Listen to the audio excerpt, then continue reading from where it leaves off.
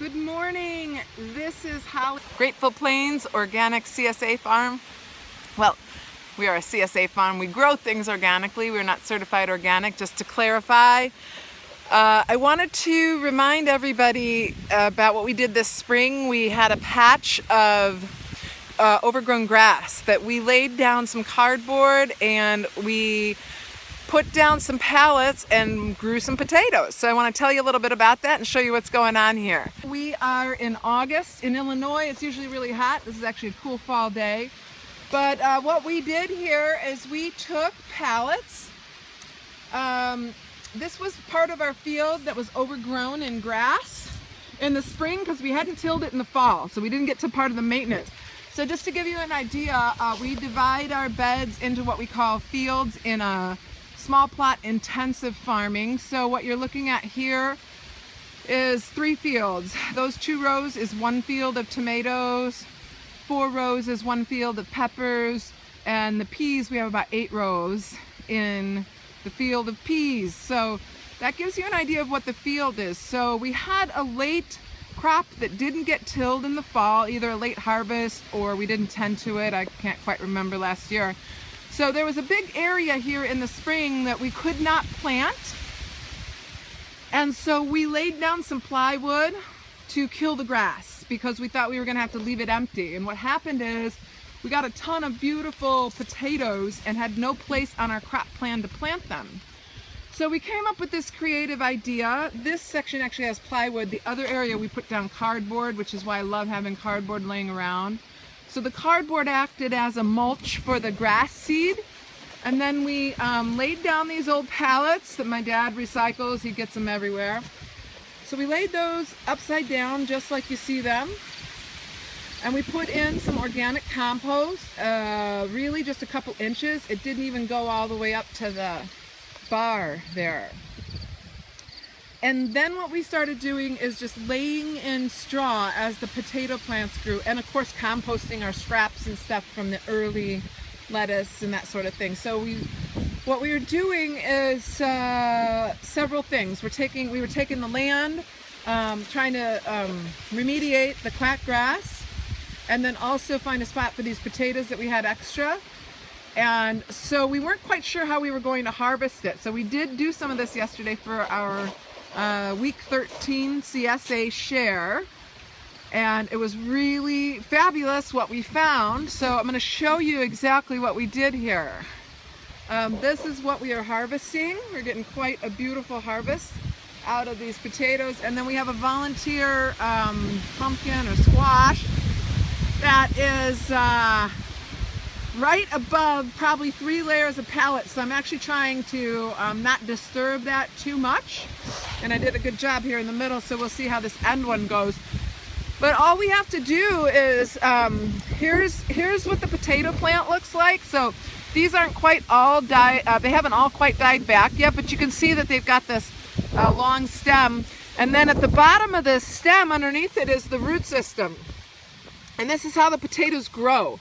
This is why people hill them, because they're putting on all of their potatoes at the bottom, and they may also come up here. If you hill this, you would probably get potatoes in this area too. Now, we weren't able to hill in this situation, but you can see here that the roots of the plant, and potatoes need to stay covered.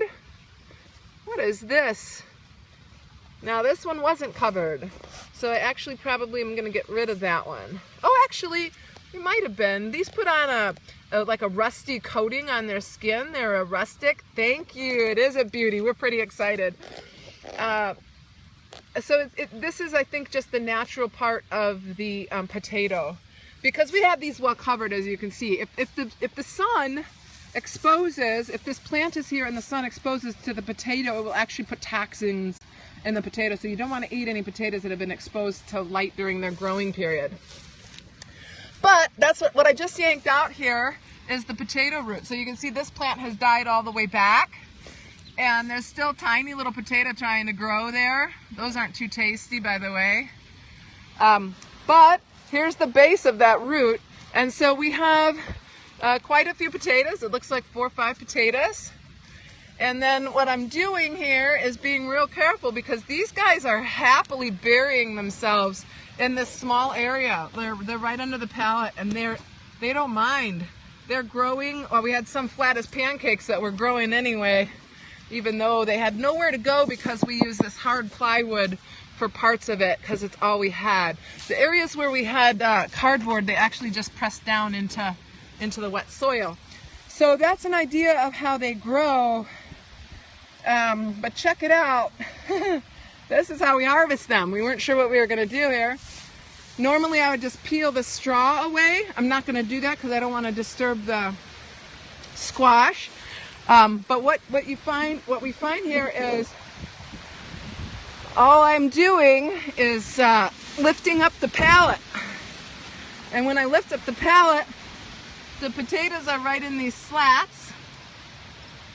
So it takes a little bit of maneuvering, but I'm just reaching around the other side of the pallet and pressing that dirt, pressing those sections out, and then running my hand down in the middle of here, and then getting the rest of them out. So we didn't really have a rhyme or reason to how we planted these. We tried to get as many in the pallet as possible because suggested to grow them a foot apart, but we didn't have all that much space, and we had a ton of slips, not slips, but potato eyes. Slips is what you use for sweet potatoes. These you just use the regular seed potato. You can put a whole potato in the ground, which is kind of a waste, so we slice them up. But this is how I'm harvesting these potatoes. And then of course, what you notice here is gorgeous soil. So we've created this soil. We started out with the organic compost, and we're just adding